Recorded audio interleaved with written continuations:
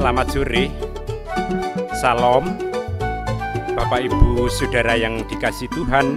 Sebelum kita masuk di dalam ibadah keluarga sore hari ini di tempat kita masing-masing, mari kita memuji, memuliakan nama Tuhan terambil dari pujian Kidung Jemaat nomor 397, bait yang pertama dan bait yang kedua.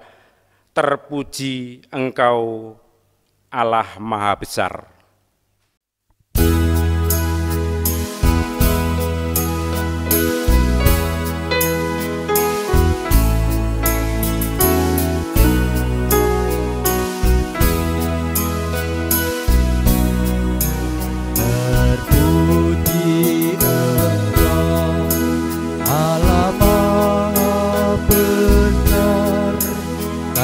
Yesus telah bangkit dan hidup kekal. Haleluya, puji Tuhan. Haleluya, amin. Jiwa kami Kau jadikan segar abadi.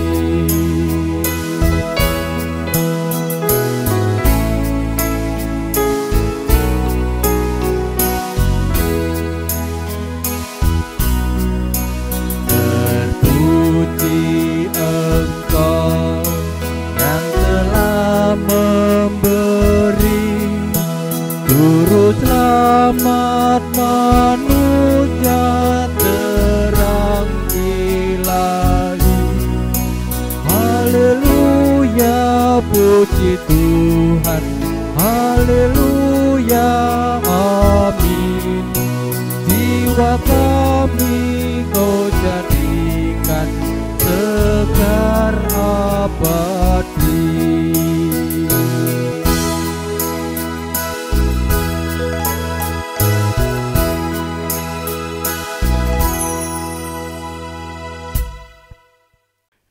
Mari kita bersama-sama masuk di dalam panggilan ibadah keluarga. Anugerah damai dan sejahtera yang berasal dari Allah Bapa, Tuhan Yesus Kristus Sang Putra, dan persekutuan Roh Kudus turun atas kita semua. Amin.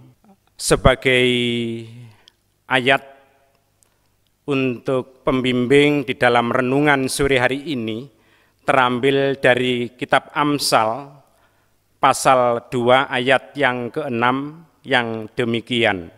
Karena Tuhanlah yang memberikan hikmat, dari mulutnya datang pengetahuan dan kepandaian. Kembali Bapak Ibu kita memuji, memuliakan nama Tuhan dari Kidung KPJ nomor 44 bait yang pertama dan bait yang kedua, Aku wong kang dosa.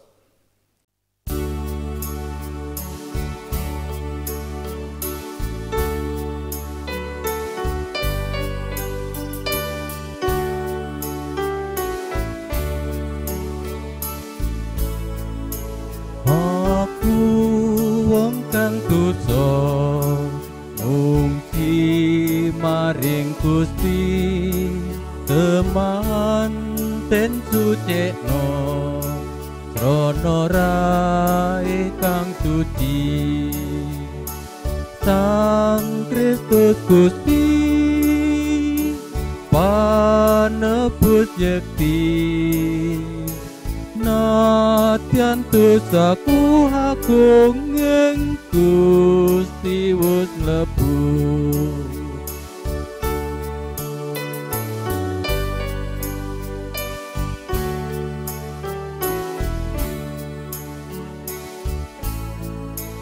Duh Gusti pamarto mung kuwasa paduka ingkang saged ngluwari kawula saking dosa. Sang Kristus Gusti panebus yekti, Senadyan dosaku agung ing Gusti wis mlebu.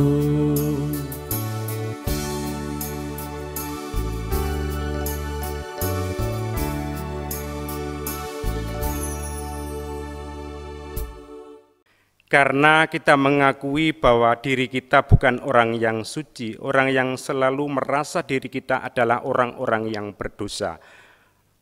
Maka dari itu Bapak Ibu, mari kita bersama-sama satukan hati kita. Kita mohon pengampunan. Kami mengucap syukur Bapa atas kasih penyertaan Tuhan di dalam setiap kehidupan kami. Tuhan selalu menuntun, memelihara dan memberkati hidup kami.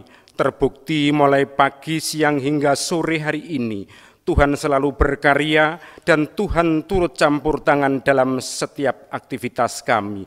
Terlebih Bapa, di dalam keseharian kami banyak melakukan kesalahan dan kami sering melakukan dosa. Kiranya Tuhan ampunilah setiap dosa dan kesalahan kami, sehingga kami layak untuk hadir dan menghadap kehadirat-Mu. Terima kasih Bapa, terima kasih Tuhan Yesus. Allah Bapa di dalam putranya yang tunggal, doa ini kami serahkan. Haleluya, amin. Bapak Ibu, sebelum kita masuk di dalam pembacaan firman sore hari ini, mari kita bersama-sama menyiapkan renungan sore hari ini yang terambil dari Korintus 1 ayat yang ke-18 sampai 31. Namun sebelumnya mari kita bersama-sama memuji, memuliakan nama Tuhan kembali dari pujian Kidung Jemaat nomor 237, bait yang pertama dan bait yang ketiga. Roh Kudus tetap teguh.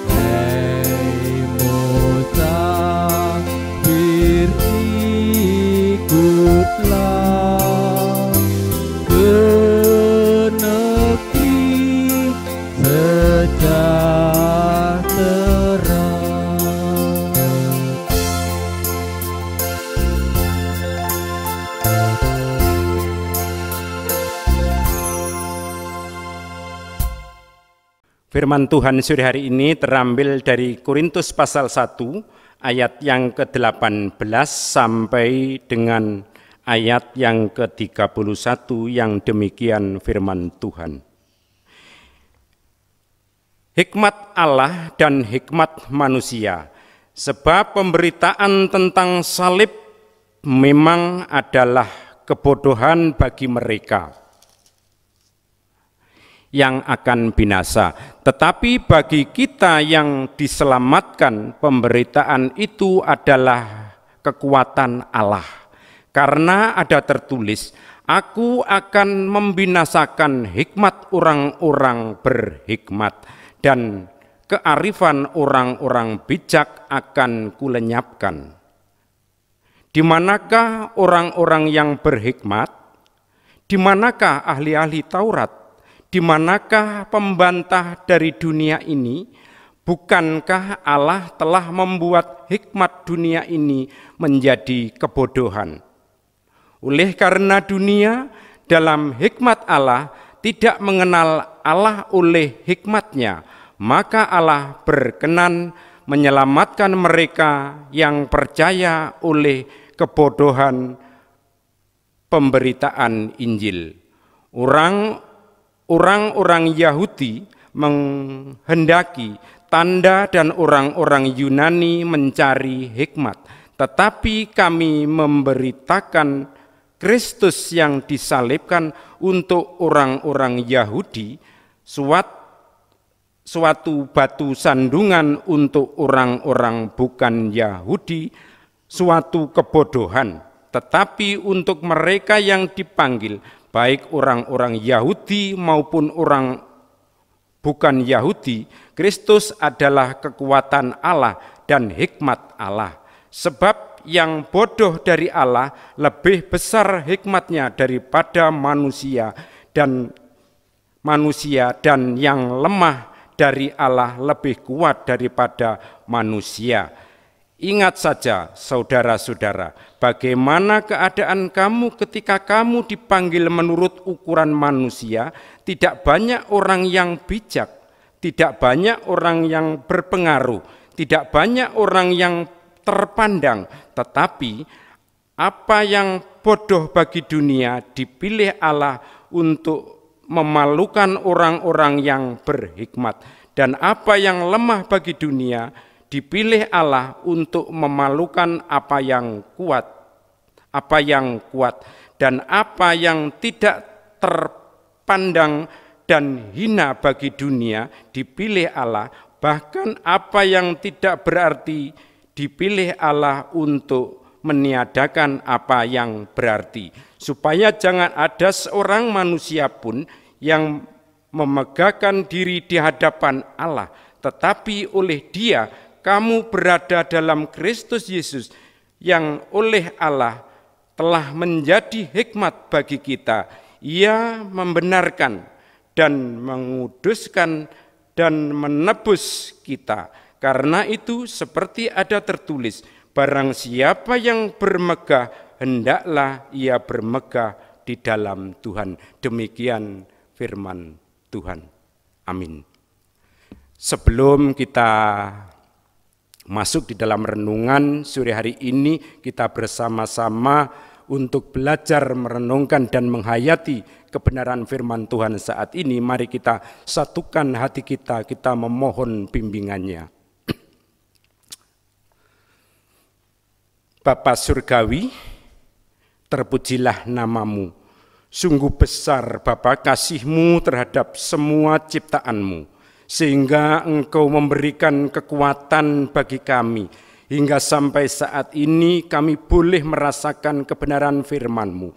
Melalui kebenaran firman-Mu ini Tuhan, hidup dan berkembangnya iman kekuatan kami tumbuh berasal dari kekuatan firman-Mu. Namun sebelumnya Tuhan, urapi atas kuasa Roh Kudus Tuhan sehingga kami mampu untuk menerima setiap kebenaran firman-Mu ini. Terlebih Bapa, kami juga mampu untuk melakukan kehendak firman-Mu dalam kehidupan kami setiap hari. Terlebih Saat ini Tuhan, pribadi-pribadi yang telah bergumul di dalam firman-Mu ini, urapi, sucikanlah hati dan pikiran kami. Terlebih hamba-Mu yang akan menyampaikan kebenaran firman-Mu. Pakailah mulut dan lidah kami, sucikanlah hati kami, sehingga setiap kebenaran firman-Mu akan terjadi seturut dengan kehendak-Mu. Di dalam nama Tuhan kami Yesus Kristus, doa ini kami serahkan. Amin. Bapak, Ibu, saudara-saudara yang dikasihi Tuhan, sekali lagi salam. Puji Tuhan, hingga sampai saat ini kami percaya Bapak, Ibu, saudara-saudara semua dalam keadaan dan kondisi sehat karena berkat Tuhan melimpah di dalam kehidupan kami setiap hari. Amin. Bapak, Ibu, saudara yang dikasihi Tuhan, dalam hal ini tadi telah kita dengarkan bersama dan kita baca di dalam kitab Amsal sebagai ayat pembimbing dalam renungan sore hari ini. Karena Tuhanlah yang memberikan hikmat melalui mulutnya. Nah, Bapak, Ibu, saudara-saudara yang dikasihi Tuhan, hikmat pada dasarnya berasal dari Tuhan. Akan tetapi manusia yang sering menyalahartikan dan sering menyalahgunakan kebenaran akan hikmat yang berasal dari Tuhan. Kita mengambil suatu contoh masalah hikmat yang disalahgunakan sebelum Rasul Paulus yang masih nama aslinya adalah Saul juga pernah melakukan kesalahan dan hikmat yang disalahgunakan oleh Rasul Paulus, oleh Saulus pada waktu itu. Kemudian Bopo Musa, contoh yang kedua. Bopo Musa pada waktu masih muda pernah juga melakukan kesalahan pada waktu Raja siapa Bapak Ibu?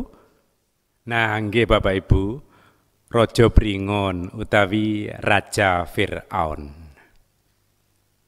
Melakukan kesalahan, pernah menganiaya orang, pernah membunuh orang, sehingga menjadi buronan pada masa pemerintahan tersebut. Sehingga sampai melarikan diri, dan Allah mengasihi setiap umat ciptaannya. Bukan hanya Bopo Musa, akan tetapi juga kita semua. Setiap kesalahan, kita percaya bahwa di dalam hidup kita, Tuhan tidak pernah meninggalkan kita. Itu janji Tuhan. Bagaimana dengan kesalahan tadi? Dengan kesalahan tadi Tuhan memang mengizinkan dengan tujuan atau maksud Tuhan untuk merubah sikap yang sombong, bermegah diri di hadapan Tuhan, sehingga ada perubahan di dalam hidupnya. Dari melakukan tindakan kekerasan, kesombongan, kejahatan akan berubah menjadi jalan Tuhan. Mengikut kehendak Tuhan, mengikut sesuai dengan kebenaran yang diberikan oleh Tuhan. Tujuan semata Tuhan menyelamatkan mereka dengan diberikan suatu ujian yang berupa pencobaan, yang berupa ujian-ujian yang kita rasakan berat dan tidak sanggup, tapi Tuhan mempunyai tujuan yang indah dan tujuan yang baik agar manusia mau berubah sesuai dengan seturut kehendak Tuhan sendiri. Iya Bapak Ibu, dalam ayat yang ke-19 tertulis akan membinasakan hikmat orang-orang berhikmat. Hikmat orang-orang berhikmat yang berasal dari hikmat dunia dan berhikmat atas dasar dunia. Ini yang tidak dikehendaki oleh Tuhan, maka Tuhan memberikan ultimatum yang keras akan membinasakan. Selanjutnya untuk ayat yang ke-23, bagi orang-orang Yahudi salib merupakan batu sandungan. Artinya apa? Bahwa orang-orang Yahudi ini mengimpikan, mengidamkan bahwa Mesias itu akan segera datang. Namun hingga sampai saat ini mereka belum menemukan atau belum mendapatkan bahwa Mesias itu telah datang, padahal di dalam renungan saat ini bahwa Yesus adalah Sang Mesias.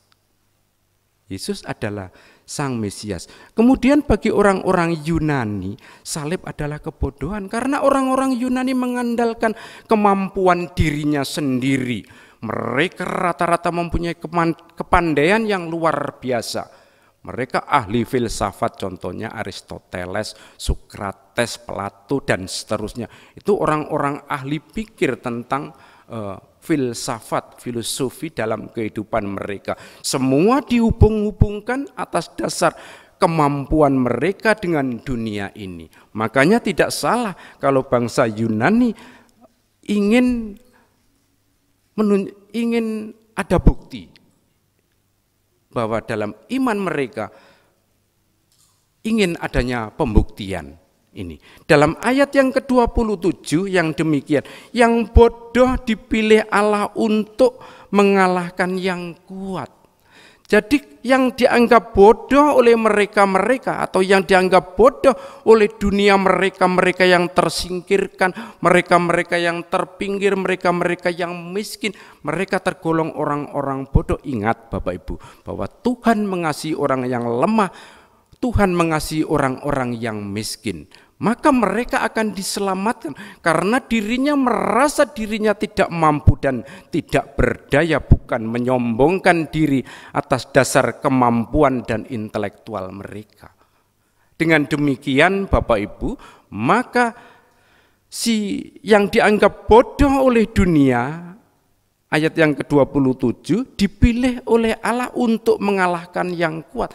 Yang dikalahkan apanya? Jadi berkat anugerah keselamatan bagi orang-orang yang kecil, orang-orang yang bodoh, yang dianggap bodoh oleh dunia, mereka diangkat oleh Tuhan dan diberikan janji Tuhan yang berupa keselamatan.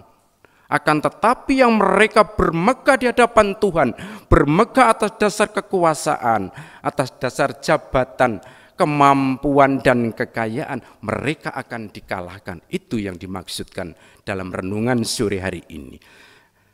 Dan orang-orang yang dipinggirkan, orang-orang miskin, orang-orang yang lemah dan orang-orang yang bodoh tadi akan berhak menerima kunci yang berasal dari Tuhan. Jadi Bapak Ibu, tidak hanya Rasul Petrus yang menerima kunci kerajaan surga, akan tetapi kita semua Bapak Ibu, semua yang percaya bahwa Sang Kristus adalah Sang Penyelamat bagi hidup kita di dunia dan juga hidup kelak di akhirat nanti.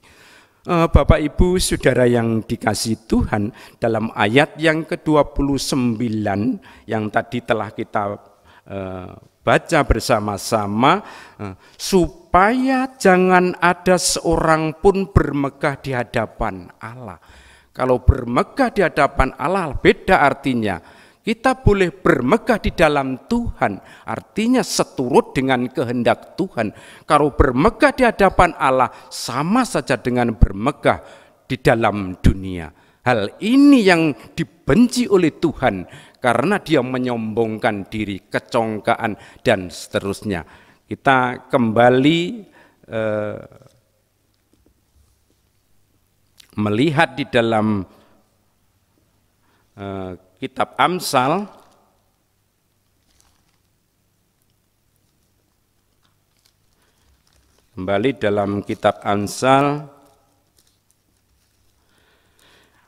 pasal 16 ayat yang ke-18. Kecongkakan mendahului kehancuran dan tinggi hati mendahului kejatuhan. Jadi setiap orang yang sombong terhadap sesama, lebih-lebih terhadap Allah, congkak terhadap sesama, lebih-lebih terhadap Tuhan, maka kehancuran menanti di depan kita.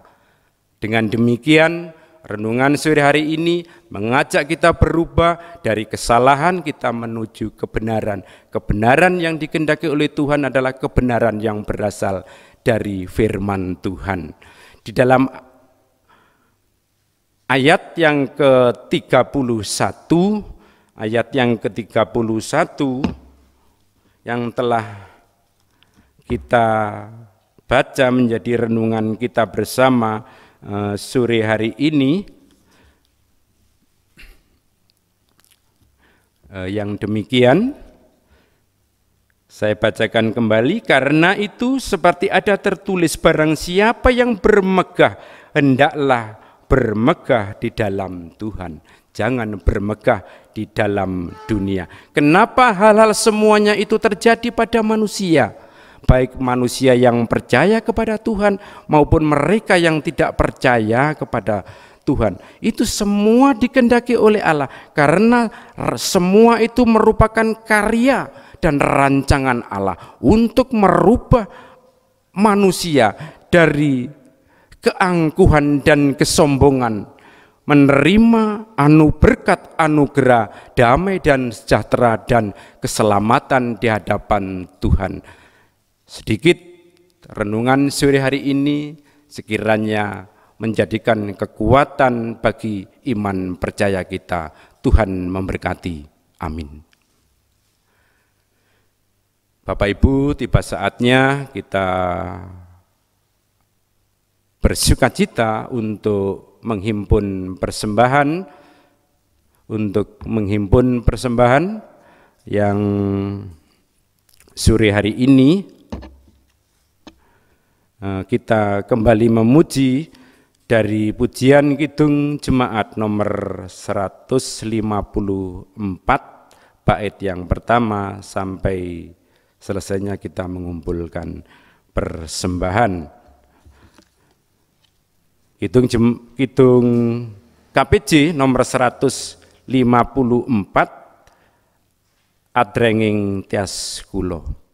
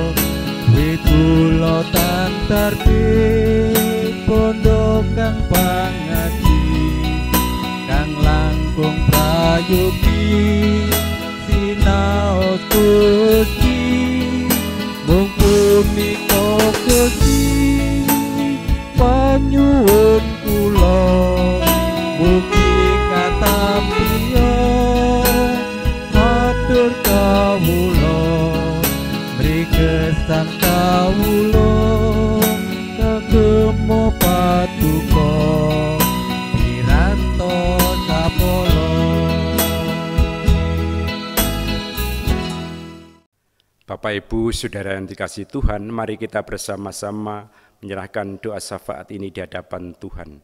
Bapa Surgawi, kami mengucap syukur atas berkat yang telah Tuhan berikan kepada kami. Baru saja Tuhan, kami bergumul di dalam setiap kebenaran firman-Mu. Mampukanlah Tuhan, kami dapat melakukan setiap firman-Mu dalam kehidupan kami sehari-hari. Terlebih Tuhan, berkatilah masing-masing pribadi yang sore hari ini untuk menjadi berkat damai dan sejahtera. Terlebih Bapa, kami baru saja menghimpun persembahan untuk Tuhan. Sucikanlah Tuhan persembahan ini, jadikanlah sarana pelayanan-Mu di dunia ini. Terlebih Tuhan, Mampukanlah kami untuk hari ke depannya, kami bisa mempersembahkan tubuh dan jiwa kami untuk lebih benar di hadapan Tuhan. Kami juga teringat Bapa kepada saudara-saudara yang saat ini sedang sakit. Kiranya Tuhan tuntun, Tuhan melawat dan Tuhan topang, sehingga saudara-saudara kami yang sakit bisa Tuhan sembuhkan lewat kasih dan kuasa Tuhan. Terlebih khusus untuk Bapak Jumari, dari kelompok Yohanes Tuhan yang saat ini menderita sakit, Tuhan Maha tahu. Hampirilah Tuhan, datanglah menjenguk untuk saudara kami yang sakit saat ini. Kami percaya melalui obat-obatan yang diterimanya,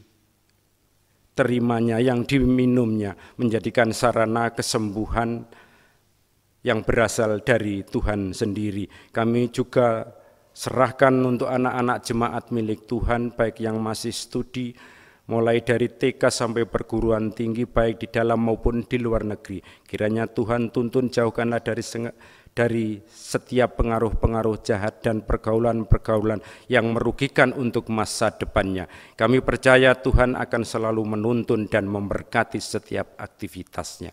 Bapa, saya juga teringat pada bangsa dan negara kami, setiap pemimpin yang memimpin republik ini dari pusat sampai daerah, kiranya berkatilah dengan hikmat dan kebijaksanaan, sehingga kesejahteraan akan dirasakan oleh seluruh lapisan warga masyarakat dan seluruh masyarakat yang ada di negara kita saat ini. Kami percaya Tuhan, setiap kebenaran firman-Mu akan memberikan kekuatan di dalam tumbuh dan berkembangnya iman kami. Sebentar lagi ya Bapak, kami akan mengakhiri ibadah keluarga sore hari ini. Kiranya Tuhan berkati. Allah Bapa, di dalam Tuhan kami Yesus Kristus, kami berdoa dan kami mengucap syukur. Haleluya. Amin. Bapak Ibu Saudara yang dikasihi Tuhan, mari kita bersama-sama memuji dari pujian Kidung KPJ nomor 446, Naliko ngambah margi kang sepi.